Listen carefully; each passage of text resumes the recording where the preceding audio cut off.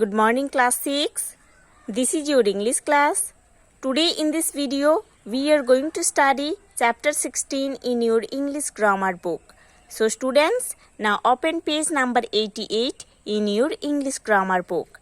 Now see on the top of the page there is chapter 16. Chapter 16 is about the topic sentence, phrase and clause. The topic is here in chapter 16 is sentence, phrase and clause. At first we will study about the sentence. So what is a sentence? A sentence is a group of words that has at least one subject and one predicate and makes complete sense. So a sentence is a group of words that has at least one subject and one predicate and that makes a complete sense is called a sentence. And we know a sentence has two main parts, the subject and the predicate. At first, see about the subject. The subject is that part of the sentence which names the person or thing we are speaking about. So, the subject is that part of the sentence which names the person or thing we are speaking about. Then, the predicate. The predicate is that part of the sentence which tells something about the subject. The predicate is that part of the sentence which tells something about the subject. The part of a sentence leaving out the subject is the predicate.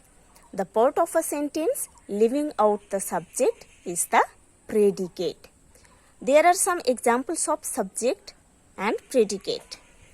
Subject, predicate. Dancing is a good exercise. Dancing is a good exercise. Here dancing is the subject, is a good exercise is the predicate.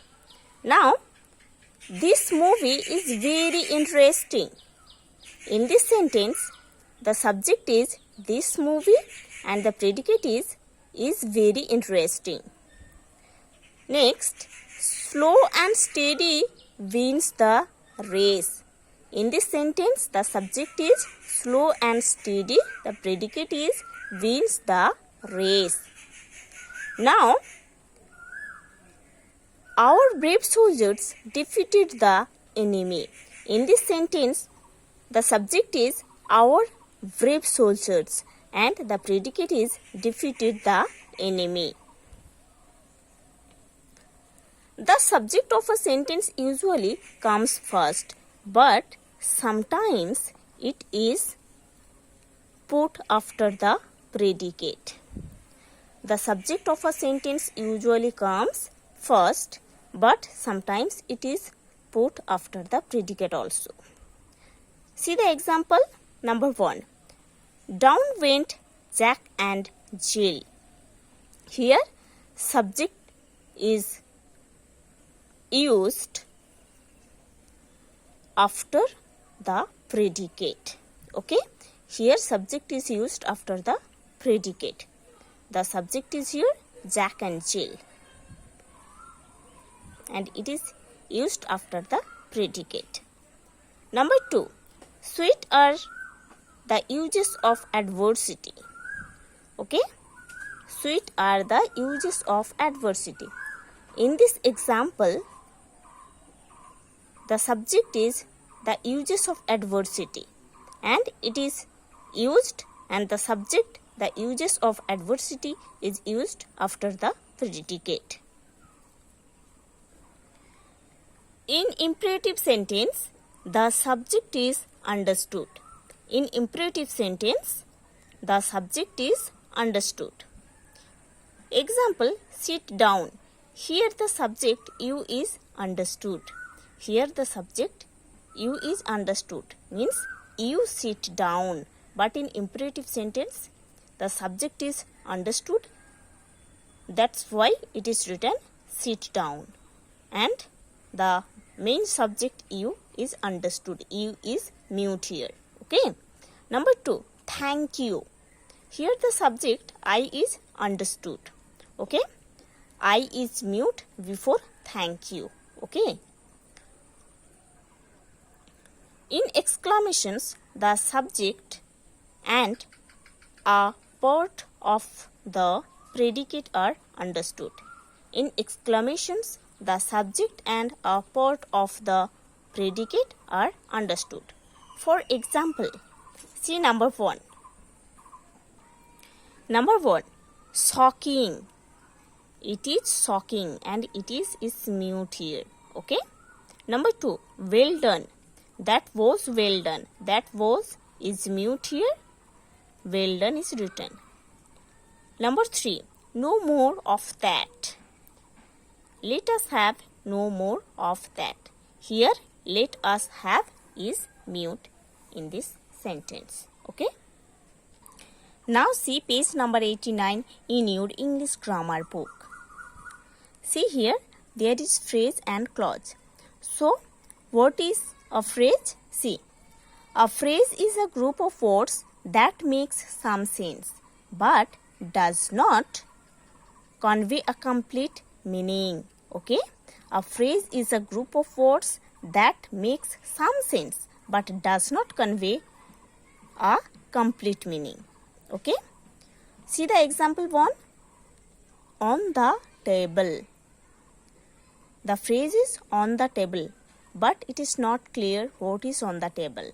That's why it is phrase. It does not convey a complete sense. Okay. Number 2, in the morning. In the morning. The phrase is here in the morning. This phrase does not convey a complete sense.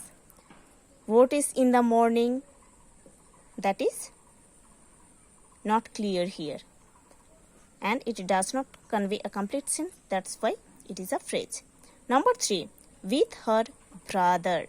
This is also a phrase. This phrase does not convey a complete sense.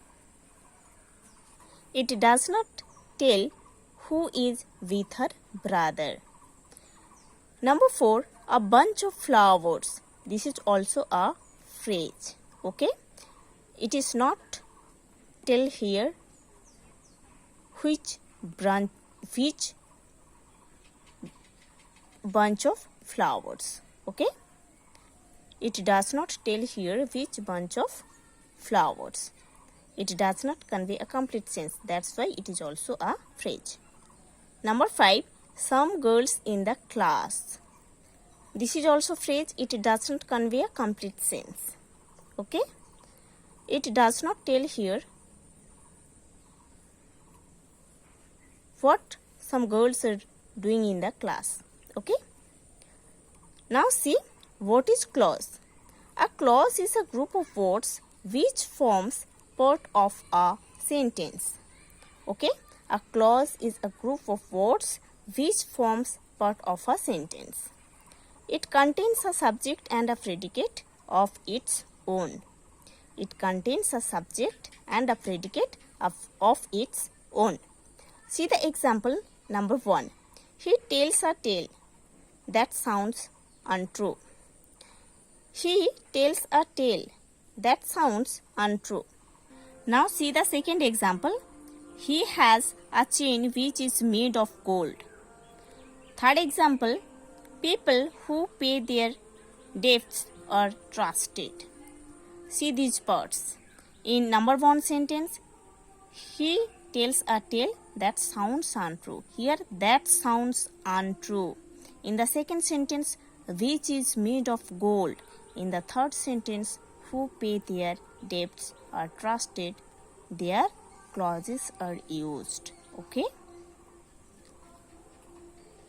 So students, you have to study chapter 16 about sentence, phrase and clause properly, and you have to understand.